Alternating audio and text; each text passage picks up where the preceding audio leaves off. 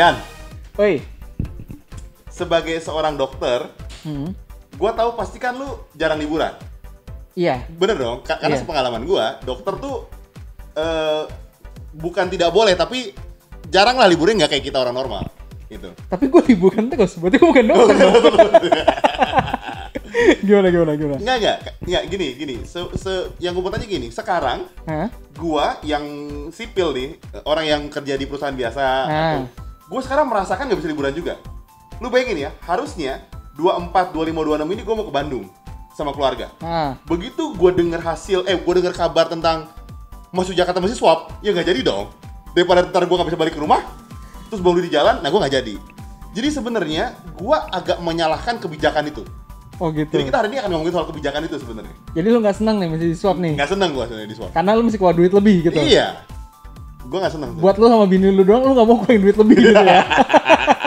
Jadi lu milih batalin jalan-jalan gitu ya? Jalan dibanding harus swab kan? Enggak. Tapi kan bini gua lagi hamil gede juga. Iya. Jadi sih. emang ngejaga lah gitu. Iyalah. Nah, yang gua nggak tahu, harga swab tuh simpang siur. Nggak hanya swab ya. Jadi gini, ada namanya rapid test, antigen, swab, dan harganya bervariasi gitu.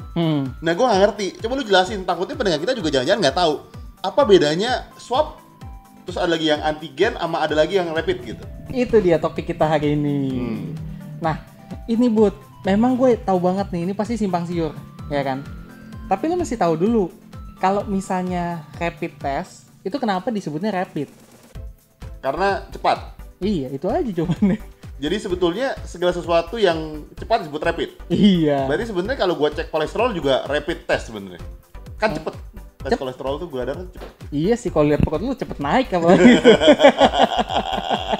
Nah, jadi gini, kalau misalnya biar gampangnya nih, karena kita kan nggak punya diagram ya, yang biar lebih gampang untuk menjelaskannya. Jadi gini nih, memang kalau buat orang awam pasti gue yakin pasti bingung banget. Nah, kita kan nggak punya, lu kan nggak jago gitu. Kalau misalnya jago, gue bisa bilang kita jelasin grafik gini, muncul grafiknya gitu. Oh iya. Karena gue nggak jago nggak gitu kan. bisa. Nah, tapi karena lu nggak bisa gitu. Jadi kita Sobat Happy coba berandai-andai aja nih ya. Jadi kalau misalnya pemeriksaan untuk COVID ya, ini kita bagi misalnya biasa dan juga rapid. Nah, rapid ini kita keunggulannya kenapa? Karena cepat. Namanya juga sesuai dengan namanya rapid. Nah, rapid ini dibagi menjadi dua. Ada rapid antibody dan rapid antigen. Nah, yang pertama kali muncul di Indonesia yang banyak digaungin sebagai tes rapid test itu adalah tes yang antibody. Nah, sedangkan kalau misalnya yang baru keluar belakangan ini yang kita dengan swab antigen, rapid antigen, itu disebut dengan rapid antigen. Nah, ini masuk golongan rapid test. Oke. Gitu.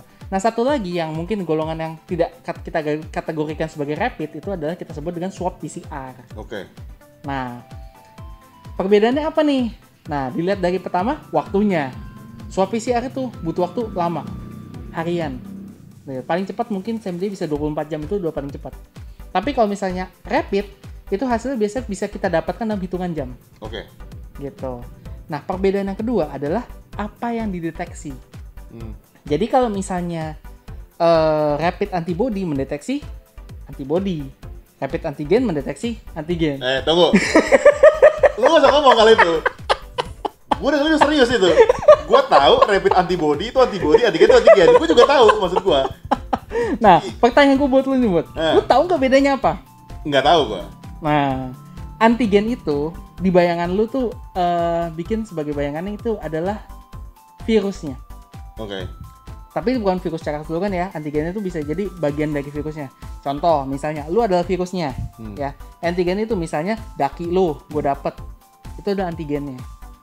Nah, antibody adalah yang melawan si virus. Contohnya, misalnya gua virusnya lagi, biar gampang dong analoginya. Ya memang udah pasti gitu. Gue juga nggak niat ganti. Lu virusnya nih, ceritanya ada polisi yang menangkap lu, ya. Lu hadir selama beberapa lama di sini di ruangan ini, barulah nanti polisi datang karena dia tahu kan, wah kayaknya ada misalnya ada kisi-kisi gitu, ada si Budi nih di rumah itu, baru dia datang dipantau pelan-pelan. Nah, polisi itu ada antibodinya. Nah, yang bisa kita ambil pelajarannya apa? Kalau antigen itu begitu ada lu, udah langsung ketahuan. Iya. Iya kan? Karena lu hadir dan si jejak-jejak lu tuh udah ada. Tapi si antibody itu perlu waktu. Dia nggak langsung ngenalin ada lu. Gitu. Nah, perbedaannya apa? Jadi kalau misal rapid antigen, itu pada saat virusnya masuk dan jumlahnya udah mulai cukup banyak di dalam tubuh lo, biasanya sih inkubasinya sekitar 1-3 hari, itu udah terdeteksi kalau lu tuh positif menderita corona. Oke. Nah, tapi antibody, karena dia perlu waktu, biasanya itu lebih dari 3 hari. Biasanya mungkin bisa antara 5 hari atau 1 minggu. Setelah lu terinfeksi corona, barulah antibody itu muncul dan bisa muncul di rapid testnya. Oke. Nah, itu memberikan kita pelajaran nih buat si orang ini, penderita corona, itu kan udah mulai infeksius pada saat virusnya udah banyak. Iya. Ya kan? Artinya, kalau misalnya antigennya positif, artinya bisa kita asumsikan kalau dia itu udah mulai infeksius. Jadi kita mesti hati-hati. Oke. Nggak boleh, ya tetap protokol kesehatan ya, nggak boleh kena droplet dia intinya. Tapi kalau yang antibody ini, karena dia munculnya belakangan, bisa aja pas awal-awal si orang itu udah infeksius, hasilnya masih negatif. Gua ngerti. Gitu. Itu membuat kita jadi false alarm kan. Yeah. Oh, ini orang rapidnya negatif, nggak masalah. Yeah. Ya udahlah dia aman. Padahal antibodinya belum ada. Gua ngerti. Sedangkan kalau si swab sekecil apapun dia bisa detect. Kalau antigen kan butuh 3 hari inkubasinya, betul ya?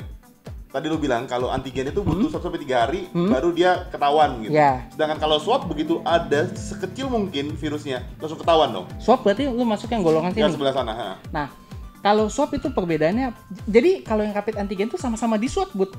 Iya. Nah, sekarang ini, tadi kan gue bilang ada tesnya rapid, ada yang waktunya kan. Iya. Nah, kalau misal swab itu sebenarnya adalah tata cara pengambilannya. Gitu. Jadi orang tuh kadang suka salah paham. Swab antigen, swab PCR, rapid swab. Itu kata-katanya suka terbalik-terbalik, tapi intinya yang lu mesti tahu adalah apa yang diperiksa. Gitu. Kalau misalnya kita bilang rapid, berarti udah pasti pemeriksaannya cepat. Cuma 2, antibody atau antigen. Oke. Nah, antibody ambilnya melalui darah, antigen ambilnya melalui swab. Oke, swab tuh berarti sebenarnya tata caranya ya? Tata caranya. Oke, banyak banget orang yang salah, yakin banget gua. Nah, itu. Bini gua nonton aja baru tahu kayaknya dia pasti. Oke, lanjutin deh. Wow, dia bawa pisau, Bud. Nah, terus kalau misalnya swab PCR itu, ya tetap sama. Cara diambilnya juga di swab juga, di hidungnya, sama di tenggorokan bagian belakang. Nah, perbedaannya apa nih? Kan sama-sama swab kan, pasti lu bingung kan? Nah, rapid antigen itu dia mendeteksi semua jenis corona, Bu. Rapid antigen mendeteksi semua. Jadi jenis corona tuh macam-macam. Corona tuh macam-macam. Tapi yang menyebabkan kita bermasalah saat ini kan coronavirus disease yang 2019, COVID-19 kan. Nah, si swab antigen ini akan mendeteksi semua jenis corona. Itu yang menjadikan dia masih kalah dibandingkan dengan swab PCR. Karena kalau misalnya pemeriksaan tes yang swab PCR, itu dicocokkan DNA-nya dengan menggunakan alat PCR. Jadi kita udah yakin pasti kalau memang itu positif, itu pasti coronavirus disease yang 19. COVID-19. I see. Gitu. Oke. Lu mau ngomong lagi nggak? Kalau gue punya banyak pertanyaan nih sebetulnya. Gue sebenarnya nggak punya pembicaraan lagi gitu, tapi gue nggak pengen kalau lu ngomong. Tunggu, gue mau nanya ini. Kalau gitu logikanya, swab antigen sebetulnya juga tidak valid dong? Tergantung. Kalau misalnya dia positif ternyata bukan dari COVID-19 kan berarti nggak valid juga sebetulnya. Iya, tapi kalau misalnya kita bilang nggak valid, jadi setiap alat kan, setiap tes itu kan punya kelemahan sama kelebihannya masing-masing gitu. Nah, itu juga yang menjadikan sebenarnya nggak ada pilihan mutlak. Misalnya contohnya ya, buat lu mau misalnya, kalau misal dari penjelasan gue itu, berarti kan yang paling bagus swab PCR. Betul. Betul nggak? Ya kan? Nah, tapi kan lu tahu swab PCR harganya mahal. Yeah. Terus yang kedua, waktunya juga butuhnya lama. Yeah. Ya. Semisalnya nih, bayangin ya Bud ya, misalnya lu ada tindakan lu harus tiba-tiba pergi ke gini deh, misalnya lu lagi di Jakarta, istri lu misalnya lagi di Bandung, ternyata istri lu mau ngelahirin, lu mesti bener-bener langsung ke Bandung misalnya. Ternyata di Bandung di blok kalau misalnya lu nggak punya nggak ada pemeriksaan coronavirus. Lu milih mana? Swab PCR yang nunggu 1 hari atau rapid antigen? Enggak, itu nggak logis karena nggak mungkin suaminya di Jakarta, istri di Bandung. Kalau istri gue di Jakarta, pasti istri gue di Jakarta. Jadi yang lu kasih tahu tuh nggak masuk logika pendengar kita pasti. Kan gue nggak bilang istri pertama lo. Istri gue cuma baru. Oke, Gitu. gue ngerti. Iya, bener sih, karena ketika kita ngomongkan temen gue banyak tuh posting tiba-tiba dia harus ke Makassar, tiba-tiba peraturannya muncul. Dia langsung ngantri untuk swab antigen kan, gitu tiba-tiba muncul. Nah, tapi kan gini, pertanyaan gue gini. Kalau misalnya hasil swab antigennya positif, tapi dia nggak kena COVID-19, dia kan juga batal berangkat gitu. Nah iya, tapi makanya harus di follow up. Cuma harapannya rapid antigennya negatif.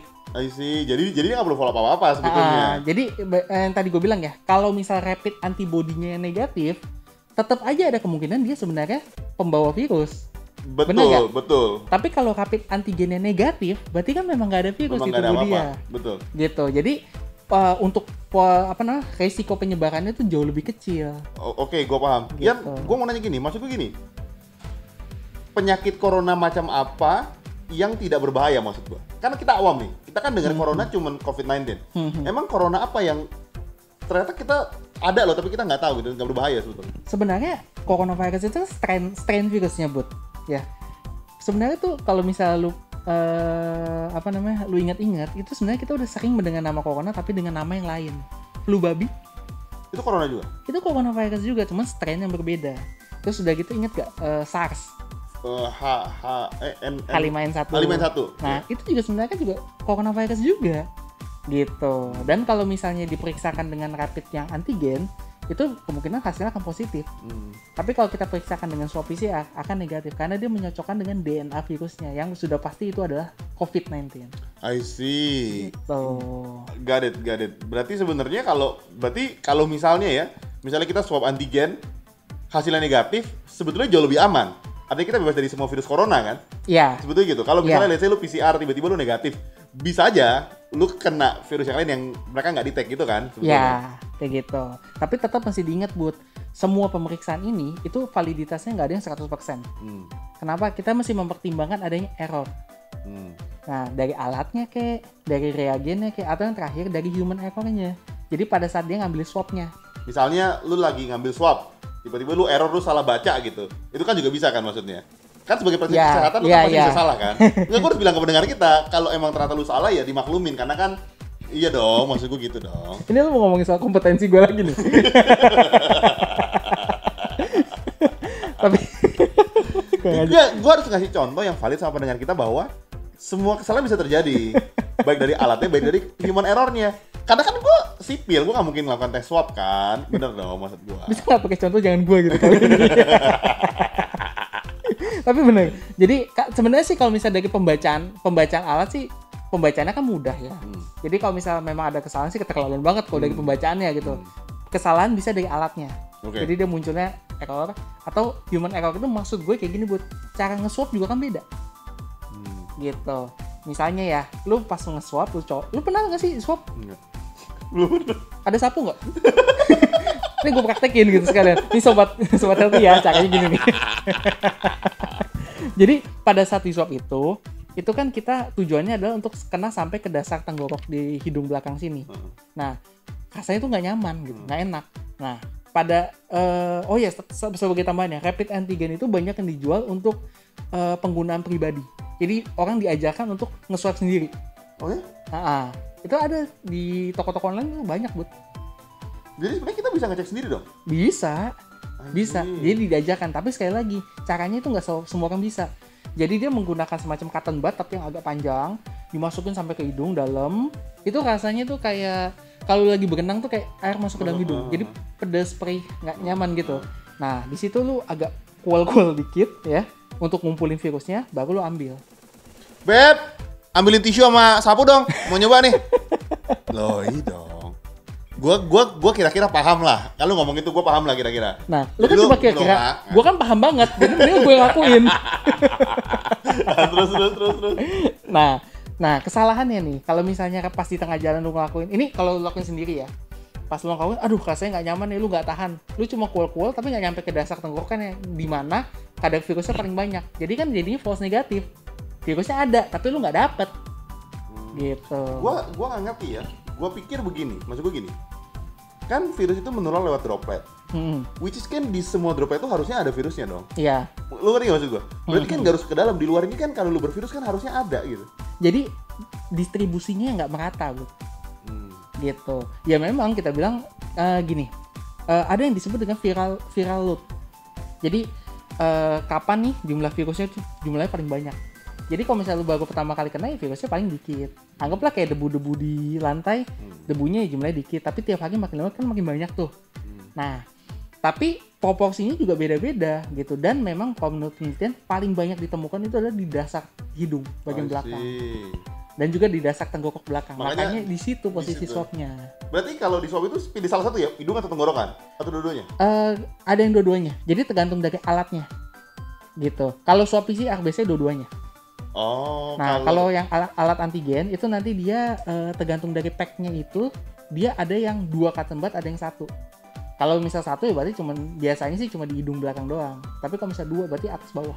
Beb, ambil tisu lagi sama kapas. Nggak, gue udah tahu. Lu sini gue 2 kali kan, gue udah paham. Maksud gue, lu jangan meremehkan gue. Sini gue coba. Sampai di sini dulu. Kayaknya gue bisa deh. Gue mau kabur dulu ya. I see. Oh, gue baru paham nih, karena gini, antigen itu harganya lumayan mahal. Ya. Tidak seperti rapid test yang dari darah sebetulnya, iya kan? Yang itu kan lumayan mahal lah, 250.000 kalau nggak salah gitu. Ya. Kalau PCR kan 1 juta lebih, 1 juta lebih gitu kan. Maksudnya kalau yang yang antigen lebih murah. Jadi sebenarnya gue bisa tarik kesimpulan nih, teman-teman juga bisa tarik kesimpulan. Budi aja bisa tarik kesimpulan, apalagi kalian kan. Itu. Maksud gue kalau misalnya bayangin ya, kalau misalnya kalian swab antigennya negatif, berarti kalian lebih dari cukup sebenarnya, nggak harus PCR, lebih aman malah.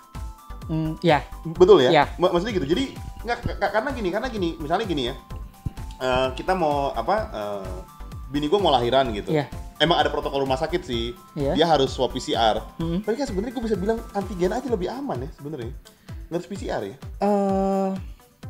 Tetap sih kalau misalnya safety ya, paling bagus sih tetap kalau gue sih anjurin swab PCR sih.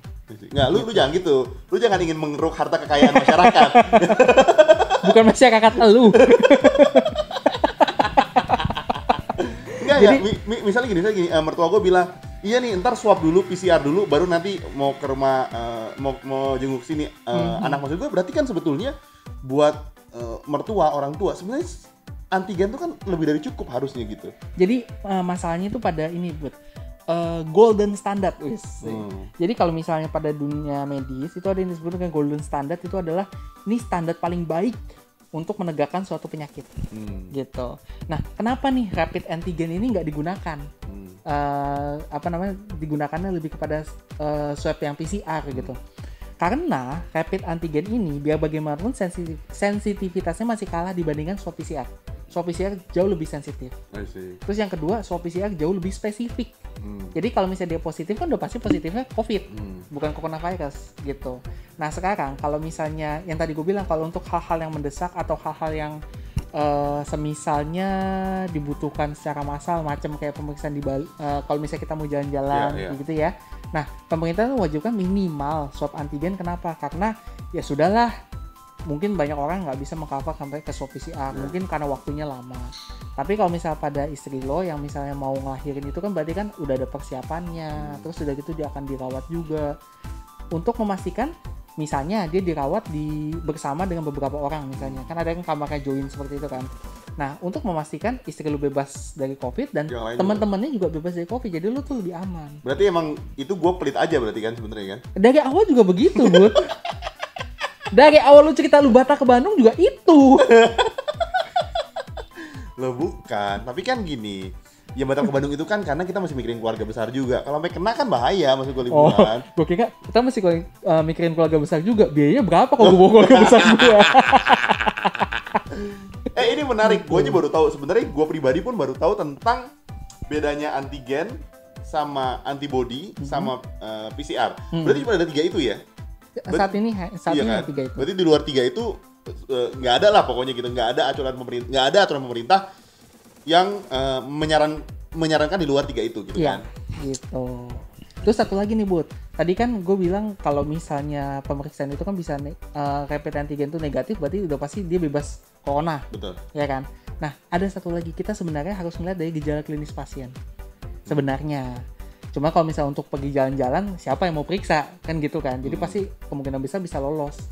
Tapi kalau misalnya kita ngelihat pasiennya nih, dia batuk pilek berat, sesak napas, terus pas digali ternyata dia ada riwayat keluarganya memang menderita corona. Walaupun rapid antigennya negatif atau swab PCR-nya negatif sekalipun, ini pasien resiko tinggi untuk COVID. Oh ya?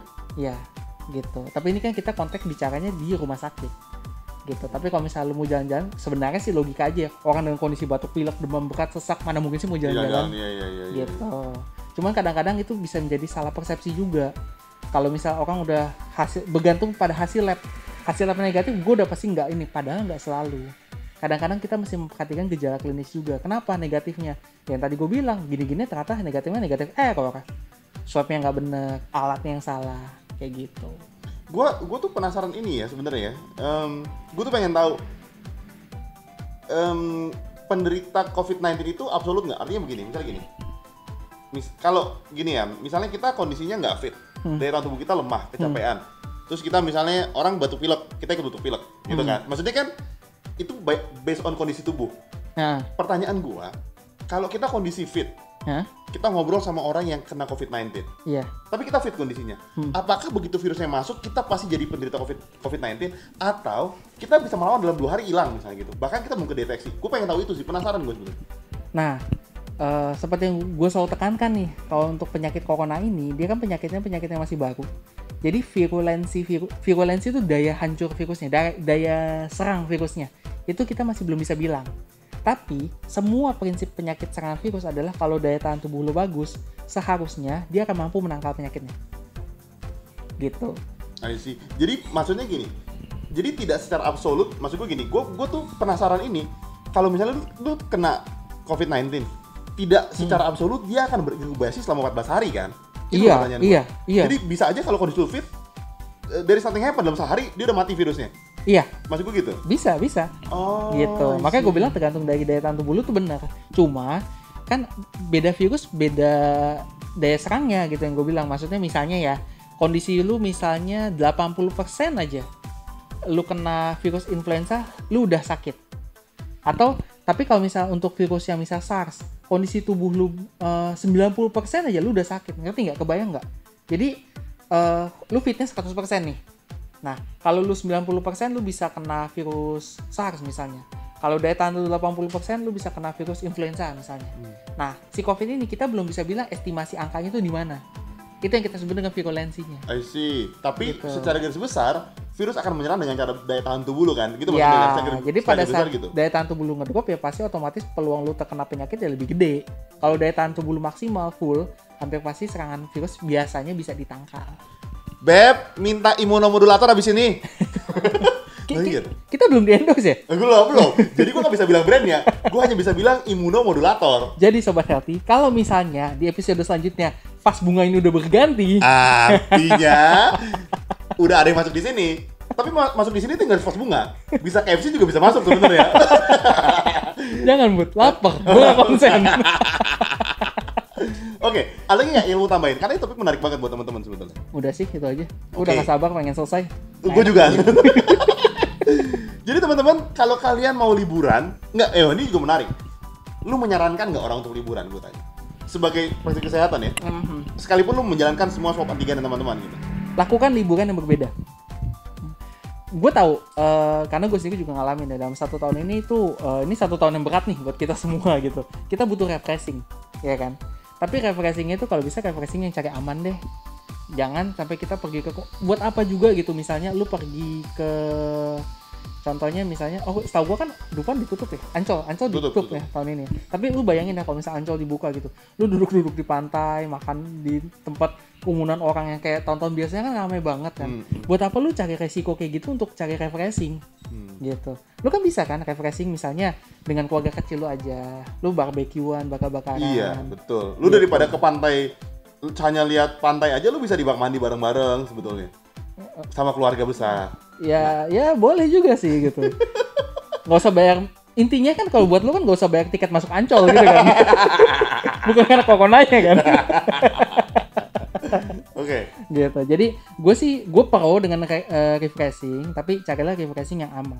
Pasti ada kok banyak pilihan-pilihan lain yang lebih aman daripada lu ngumpul-ngumpul.